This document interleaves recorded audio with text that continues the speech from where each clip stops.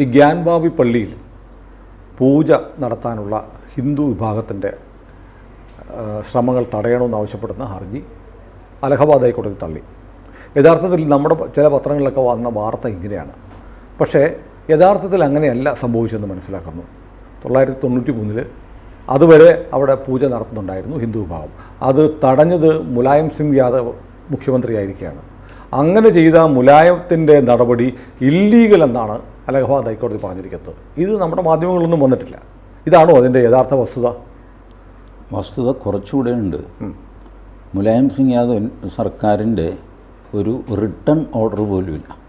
വാക്കാലാണ്, verbal ഓർഡറിൻ്റെ പുറത്ത് അടച്ചിട്ടതാണ്.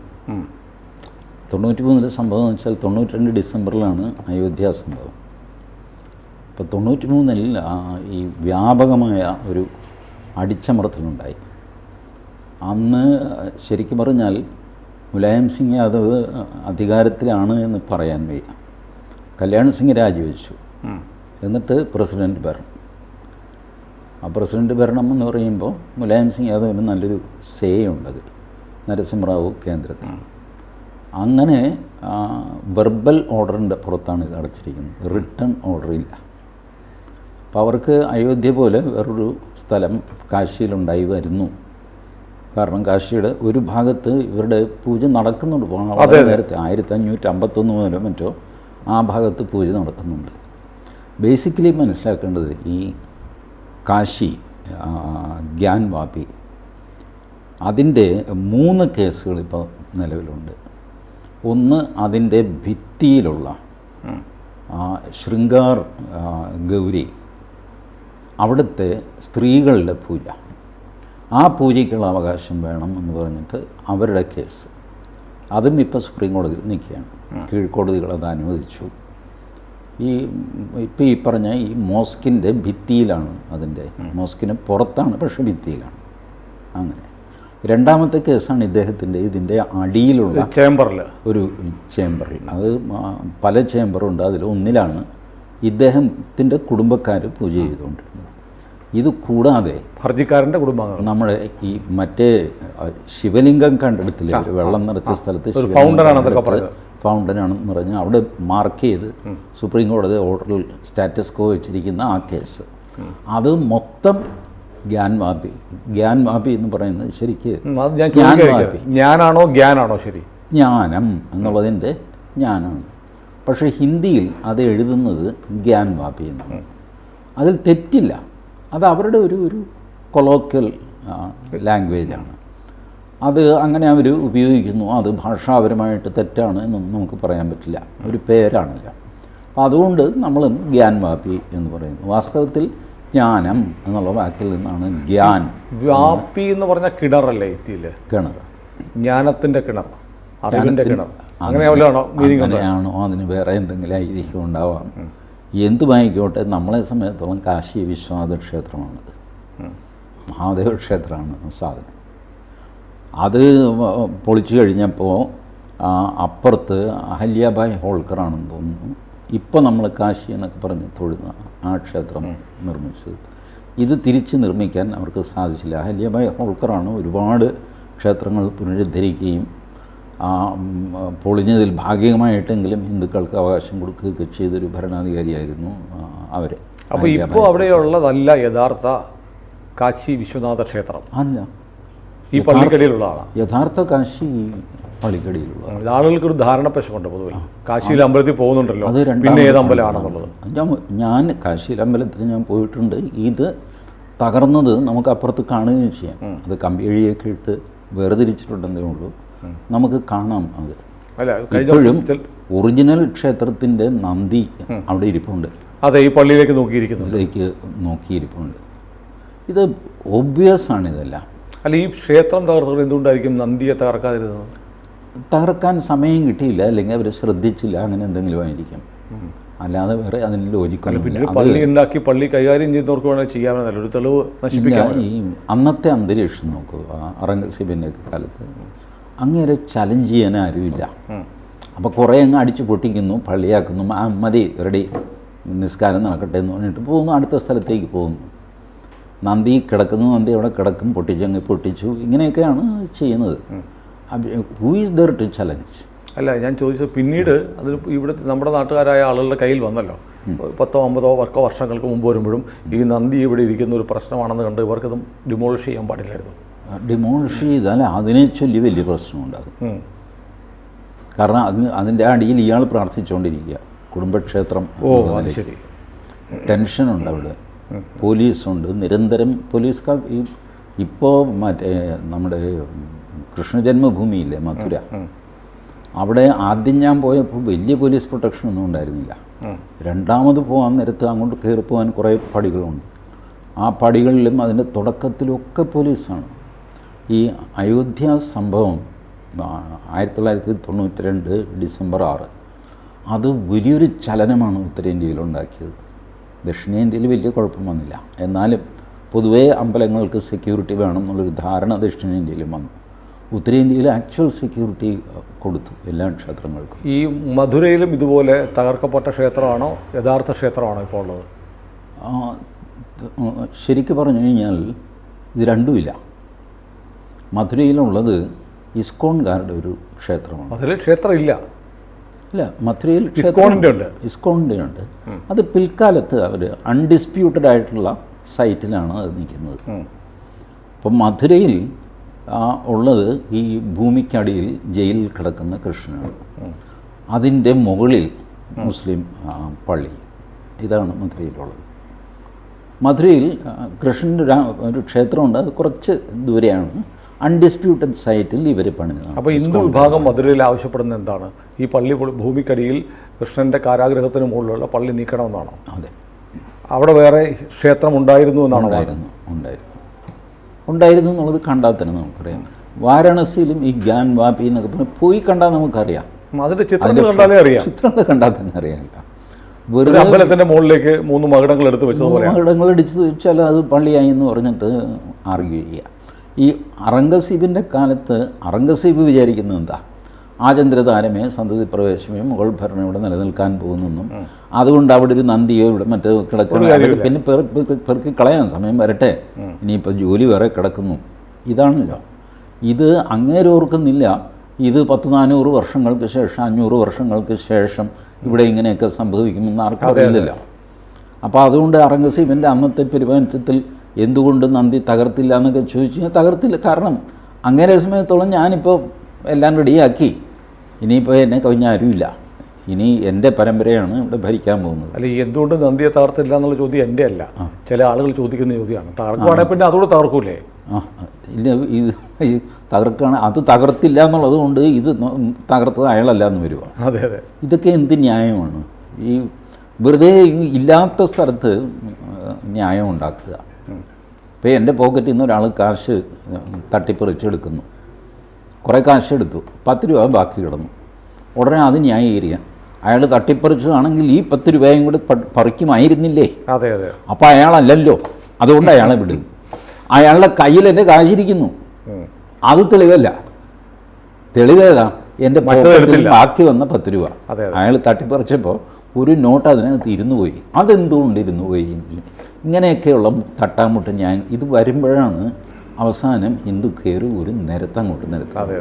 കാരണം ഒരു രീതിയിലും സമ്മതിക്കില്ല. ഈ വെറ്റില മേടിക്കാൻ മകനെ പറഞ്ഞിട്ട് അച്ഛൻ 10 പൈസ കൊടുത്തു, 5 പൈസയുടെ വെറ്റില മേടിക്കണം, ബാക്കി 5 പൈസ കൊണ്ടുവന്നു. എടാ, ബാക്കി 5 പൈസ ഇവിടെ, അതിനല്ലേ വെറ്റില മേടിച്ചത്? ശരി, നിനക്ക് ഞാൻ 10 പൈസ തന്നു, 5 പൈസയ്ക്ക് വെറ്റില, ബാക്കി 5 പൈസ വേണ്ടേ? അതെവിടെ? അതിനല്ലേ വെറ്റില മേടിച്ചത്? അതെ അതെ. ഈ രീതിയിൽ തർക്കം വന്നു കഴിയുമ്പോൾ ഒറ്റ അടി വെച്ച് കൊടുക്കുമല്ലോ. അതെ അതെ, ദേഷ്യം നിയന്ത്രണം പോകും. ഇതാണ് ഈ കമ്മ്യൂണിസ്റ്റുകാരുമായിട്ട് സംസാരിക്കുമ്പോൾ സംഭവിക്കുന്നത്. അവർ നമ്മളെ ഒരുമാതിരി ഊശിയാക്കിയിട്ട്. അതെ അതെ അതെ. അപ്പം നമുക്ക് ചൊറിഞ്ഞു കയറും, ആപാത ചൂടം. അല്ല, ഞാൻ ഇത്രയും ഡീറ്റെയിൽസ് ചോദിച്ചെന്നറിയോ? ഇപ്പോൾ എന്നോട് വളരെ വേണ്ടപ്പെട്ട ഒരാൾ ചോദിച്ചു, കാശിയിൽ കാശി വിശ്വനാഥൻ്റെ ക്ഷേത്രം അവിടെ ഉണ്ടല്ലോ, അവിടെ പോയി ആളുകൾ ആരാധന നടത്തുന്നുണ്ട്, പിന്നെ എന്തിനാണ് നിങ്ങളൊരു തർക്കം പറഞ്ഞൊരു പള്ളിയുടെ പേരിലേക്ക് പ്രശ്നം ഉണ്ടാക്കുന്നതെന്ന് ചോദിച്ചുകൊണ്ടാണ് ഞാൻ ഈ ഡീറ്റെയിൽസ് ടിജിയോട് ചോദിച്ചത്. ആ ചേട്ടനെയും കൊണ്ട് സുനിലും അവിടെ പോയിട്ടില്ല. നിങ്ങൾ രണ്ടുപേരും ഒന്നവിടെ പോയി കണ്ടാൽ മതി.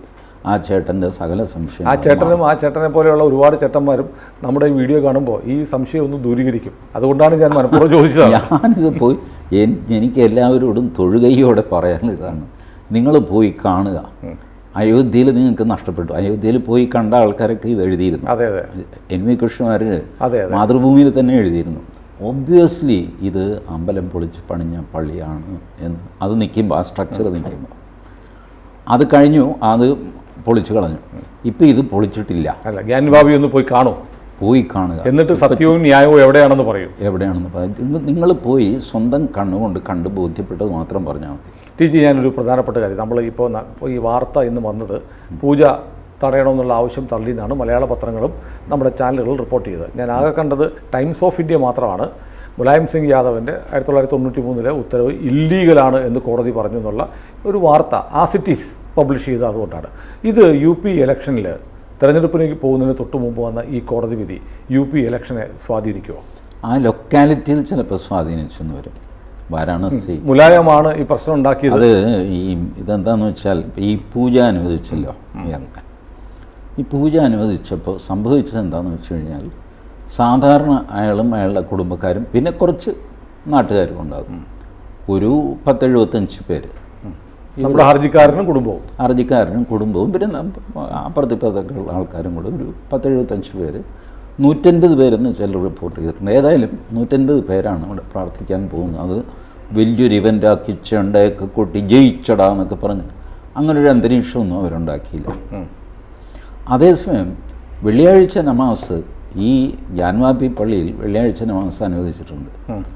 അതിന് സാധാരണ വന്നുകൊണ്ടിരുന്നത് ഒരു 400 പേരാണ്. ഇപ്പം 2000 പേരാണ് വരുന്നത്. അതെന്തു വാശിയാണ്? അപ്പം നിങ്ങൾ ഈ വേണ്ടാത്ത മസിൽ പിടപ്പിക്കൽ കാണിക്കുമ്പോൾ തന്നെ മറ്റേ പാർട്ടി ടഫാകും. അതെ അതെ അതെ, അങ്ങനെ ചെയ്യരുത്. ഇതൊക്കെയാണ് ഈ മുസ്ലിം നേതാക്കന്മാർ കാണിച്ചു കൂട്ടുന്ന അബദ്ധങ്ങൾ. ഒരു ഡിസ്പ്യൂട്ട് അമിക്കബിളായിട്ട് തീർക്കാൻ നമുക്ക് സംസാരിച്ച് തീർക്കാൻ സുനിൽ എന്ന് പറഞ്ഞ് ഞാൻ ഒറ്റയ്ക്ക് വരുന്നു, സുനിൽ ഇരിക്കും, സംസാരിക്കും, തീർന്നു പോകും. അതേസമയം നമുക്ക് അപ്പം നാളെ നമുക്ക് സംസാരിക്കാം. സുനിൽ നോക്കുമ്പോൾ ഞാൻ വരുന്നത് ഒരു 10-25 പേരുമായിട്ടാണ്. അതിൽ സാമാന്യം നല്ല കട്ടയൊക്കെ ഉണ്ട്. അപ്പോൾ പെട്ടെന്ന് സുനിലിനൊരു മനസ്സിലൊരു കരുതൽ വരും. ഭാര്യയോട് പറഞ്ഞ് ഇത് പ്രശ്നമാണല്ലേ, ഈ ചേട്ടൻ ഇത് തീർക്കാൻ വന്നിരിക്കുകയാണോ അത് നമ്മളെ തല്ലാൻ വന്നോ? ഈ രീതിയിൽ സുനിൽ പെട്ടെന്ന് പുറകിൽ പോയിട്ട് 2-3 കൂട്ടുകാരെ വിളിക്കും. ഇവിടെ പെട്ടെന്നൊന്ന് വീട്ടിൽ വരാൻ ചെറിയൊരു പ്രശ്നമുണ്ടെന്നാണ് അവരോട് പറയുന്നത്. അവൻ അടുത്ത ആളിനോട് പറയുന്നത്, സുനിലിന് എന്തോ വലിയ പ്രശ്നമുണ്ട്, വേഗം വാ. ചെറിയ പ്രശ്നം, വലിയ പ്രശ്നം. വാസ്തവത്തിൽ ഇവിടെ പ്രശ്നമേ ഇല്ല, പ്രശ്നം ഉണ്ടായേക്കും ആയിരിക്കും എന്നുള്ള ആശങ്ക മാത്രമേ ഉള്ളൂ, ആശങ്കയേ ഉള്ളൂ. അപ്പോൾ ഇതിങ്ങനെ ആയിട്ട് സുനിലിൻ്റെ ഭാഗത്തും ആൾ കൂടും, പ്രശ്നം തുടങ്ങി. അപ്പോൾ നമ്മൾ പിന്നെ ചർച്ചയല്ല, ആൾക്കൂട്ടം കണ്ട് പിന്നെ അങ്ങോട്ടും ഇങ്ങോട്ടും വെല്ലുവിളിയാണ്. അതിനിടയ്ക്ക് എൻ്റെ കൂടെയുള്ള ഒരുത്തും പറയും, ചേട്ടൻ മിണ്ടാതിരുന്ന് ഞാൻ തീർക്കാൻ അവൻ്റെ സൂക്കിടുന്നു, അവൻ ഒറ്റ അടി വെച്ച് കൊടുക്കും, തീർന്നു അലമ്പായി. ഇത് ഈ ഇസ്ലാമിൻ്റെ നേതാക്കന്മാർ ഈ പണി കാണിക്കുന്നുണ്ട്. പലപ്പോഴും ഇസ്ലാമിൻ്റെ ഹയസ്റ്റ് ലീഡേഴ്സ് എന്ന് പറയാൻ പ്രത്യേകിച്ച് ആരുമില്ല. ഈ ഉത്തർപ്രദേശിലേക്ക് ഒരു കുഴപ്പം, പൊതുവേ നോർത്ത് ഇന്ത്യയിലൊരു കുഴപ്പം, ഒരു ലീഡർഷിപ്പ് അവർക്കില്ല. ഈ all India Muslim personal law board എന്ന് കേൾക്കുമ്പോൾ ഇതെന്തോ വലിയ അതോറിറ്റി ഉള്ളൊരു സാധനമാണെന്ന് നമുക്ക് തോന്നും. ബോർഡ് എന്നുള്ള വാക്ക്, ഇലക്ട്രിസിറ്റി ബോർഡ്, ദേവസ്വം ബോർഡ് പോലെയൊക്കെ. ഇതിങ്ങനെ രജിസ്ട്രേഷൻ പോലും ഇല്ലാത്ത 4-5 പേര് നല്ല കയ്യിൽ കാശുള്ളവർ, അവർ ലക്നൗക്കാരും ഡൽഹിക്കാരും ഒക്കെയാണ്. അവർക്ക് TV-യിലൊക്കെ ആക്സസ് ഉണ്ട്. അവിടെ കിടന്ന് ഷൈൻ ചെയ്യും, ഇത് ഞങ്ങൾ അനുവദിക്കില്ല എന്ന് പറയുക. ഇന്ത്യയിൽ ഏത് കോടതിയിലും മുസ്ലിങ്ങളെ സംബന്ധിച്ച് ഏത് കേസിലും അവരൊരു വക്കീലിനെ കൊണ്ടുവന്നിട്ട് വക്കാലത്തിട്ട് വലിയ 10, 60, 80 പേജുള്ള സത്യവാങ്മൂലമൊക്കെ കൊടുക്കും. ഇങ്ങനെയൊക്കെയാണ് അവരുടെ ലീഡർഷിപ്പ്. അത് പിന്നെ ഒന്നെടുത്താൽ രണ്ടിനും തല്ലടാ കൊല്ലടാ എന്നൊക്കെ പറയുന്നു. ഒവൈസി ഹൈദരാബാദിൽ നിന്ന് പോയിട്ട് അവിടെ കച്ചറ ഉണ്ടാക്കും. ഇങ്ങനെ ചോദിക്കാനും പറയാനും നാഥനില്ലാത്ത ഒരു ഏർപ്പാടാണ്. ഈ ആൾക്കൂട്ടം കൊണ്ട് കാര്യം നേടാം എന്നുള്ളതാണ് അവരുടെ വിചാരം. അതുകൊണ്ടാണ് പലപ്പോഴും അവർക്ക് തിരിച്ചടി കിട്ടുന്നത്. ആൾ കൂടുന്നതിന് ഹിന്ദുവും മോശമൊന്നുമില്ല. ഹിന്ദുവിൻ്റെ മൊത്തം ബിഹേവിയർ മുസ്ലിം നോക്ക്, സഹിക്കാവുന്നതിൻ്റെ അങ്ങേയറ്റം സഹിക്കും. അത് കഴിഞ്ഞിട്ട് അവൻ തിരിച്ചടിക്കുമ്പോഴുണ്ടല്ലോ ഡിസ്പ്രപ്പോർഷനേറ്റ് ആയിട്ട് അടിക്കും. അതെ അതെ, അതൊരു ഒന്നൊന്നര അടിയായിരിക്കും. കണ്ണിന് കണ്ണ്, പല്ലിന് പല്ല്. ഇതല്ല ഹിന്ദുവിൻ്റെ തിരിച്ചടി. കണ്ണിന് കണ്ണായിരിക്കും, പല്ലിന് താടി തന്നെ മേടിച്ചുകൊണ്ട് പോകും, കംപ്ലീറ്റ് ഇവിടെ അങ്ങോട്ട് കാലിയാക്കി കളയും. ഇത് ഹിന്ദുവിൻ്റെ സ്വഭാവം. ചരിത്രത്തിൽ മുഴുവൻ അങ്ങനെ നോക്കിയാൽ മതി. പ്രകോപിതനാവാൻ വലിയ പ്രയാസം, വലിയ പാടാണ്. നമ്മൾ തന്നെ പലപ്പോഴും പറയും ആണത്തമില്ലാത്തവൻ, തല്ലിപ്പൊളി ഇതൊക്കെ പറയാം. അതുമൊക്കെ അവൻ അവസാനം ഒരു പോയിന്റിൽ, ഒരു ടിപ്പിംഗ് പോയിന്റ് വരും. അപ്പോൾ അവൻ തിരിച്ചടിക്കുന്ന അടി അതിഭീകരമായിരിക്കും. ഇത് കമ്മ്യൂണിസ്റ്റുകാർക്ക് ഇപ്പോഴും മനസ്സിലാവുന്നില്ല. അവർ വിചാരിക്കുന്നത് ഈ ഹിന്ദു മുസ്ലിം അടിയിൽ നിന്ന് നമുക്ക് അധികാരം കിട്ടും, ചുക്കുമില്ല. അയോധ്യയ്ക്കടുത്തുള്ള ഫൈസാബാദ് നിയോജകമണ്ഡലത്തിൽ CPIയുടെ സ്ഥാനാർത്ഥിയാണ് ജയിച്ചുകൊണ്ടിരുന്നത്. ഈ അയോധ്യ ഡിസ്പ്യൂട്ട് നടക്കുമ്പോൾ തൊട്ടടുത്തുള്ള ഫൈസാബാദ്, ഇരട്ട നഗരങ്ങളാണ് അയോധ്യ, നദിയുടെ അപ്പുറത്തിപ്പുറത്തായിട്ട്. അപ്പോൾ ഫൈസാബാദിൽ CPIയുടെ കാൻഡിഡേറ്റാണ് ജയിച്ചിരിക്കുന്നത്. ഇപ്പോൾ അയാൾ സമാജ്വാദി പാർട്ടി പോയി, പിന്നെ എവിടെ പോയി എന്നറിയാമല്ല, അഡ്രസ്സില്ലാതെ പോയി. കമ്മ്യൂണിസ്റ്റുകാർ കളിച്ചതിൻ്റെ ഫലമാണ്. ഒരു സീറ്റ് ഉണ്ടായിരുന്നു, അതും കൂടെ ഇല്ലാതെ പോയി. അവരുടെ ധാരണ ഈ അടിയിൽ നിന്ന് മുതലെടുക്കാമെന്നുള്ളതാണ്. അത് കേരളത്തിലും അതേ ഡിസൈനാണ് അവർ കളിക്കുന്നത്. ഏതായാലും ഈ അടി നടക്കാതിരിക്കാൻ വേണ്ടി UP മുഖ്യമന്ത്രി ഒരു ഓഫർ വെച്ചിട്ടുണ്ട്. 200 ഏക്കർ സ്ഥലം വരെ കൊടുക്കാം. ഈ രണ്ട് അൺഒഫീഷ്യലാണ്. അതെ, അൺഒഫീഷ്യൽ. UP മുഖ്യമന്ത്രി കൊടുത്തിട്ടൊന്നുമില്ല. കൊടുത്തു, ഇൻഡയറക്റ്റായിട്ട് ചില മധ്യസ്ഥന്മാർ വഴി ഓഫർ കൊടുത്തു എന്ന് വാർത്ത വന്നിരുന്നു.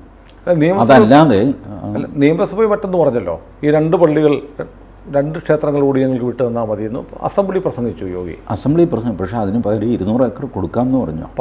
അങ്ങനെ ഒരു വാർത്തയുണ്ടല്ലോ. വാർത്തയുണ്ടായിരുന്നു, ഞാൻ വായിച്ചത്. എനിവേ അത് നെഗോസിയേഷൻ വഴി തീർക്കാം എന്നുള്ളത് എൻ്റെ ഒരു ലക്ഷണമാണല്ലോ അത്. അപ്പോൾ അത് ചെയ്യട്ടെ, പക്ഷെ അതിനൊന്നും ആരും തയ്യാറാവില്ല. അവർക്ക് വേണ്ടത് ബഹളവും വഴക്കും കലാപങ്ങളുമാണ്. ഞാൻ പറയും, ഹിന്ദു സൈഡും അതിന് തയ്യാറല്ല. അവർ പറയുന്നത് എന്തിന് ഈ കാശിയും മധുരയും വെച്ച് സെറ്റിൽ ചെയ്യണം? ബാക്കി ക്ഷേത്രങ്ങളല്ലേ, ബാക്കിയെല്ലാം പോട്ടെ എന്ന് വിചാരിക്കുന്നത് എന്തിനാ? ഒയ്യോ, അപ്പോൾ ഒരുപാടുണ്ടാവും. അതെ, ഒരുപാടുണ്ടാവും. എൻ്റെ നിന്ന് സുനിൽ 300 രൂപ മേടിച്ചു, 100 രൂപ തിരിച്ചു നിന്ന് സെറ്റിൽ ചെയ്യുന്ന എന്തിനാ? അല്ല, ബാക്കി 200 രൂപയില്ലേ ഉണ്ട്, അത് തിരിച്ചു തരണം. അല്ല, അയാളുടെ ഇല്ല, അയാളുടെ ഉണ്ടല്ലോ, അയാൾ പിടിച്ചു പറിച്ചതല്ലേ, അതുകൊണ്ട് തന്നാൽ. ഇതൊക്കെയാണ് ന്യായങ്ങൾ വരുന്നത്. അത് it has gone little bit out of control now. കാരണം ഈ ലീഡർഷിപ്പ് മുസ്ലിമിനില്ല എന്ന് മാത്രമല്ല, ഹിന്ദുവിനും ഒരു ലീഡർഷിപ്പ് ക്രൈസിസ് ഉണ്ട്. ആര് പറഞ്ഞാൽ ആര് കേൾക്കും എന്നുള്ള ഒരു ചോദ്യമുണ്ട്.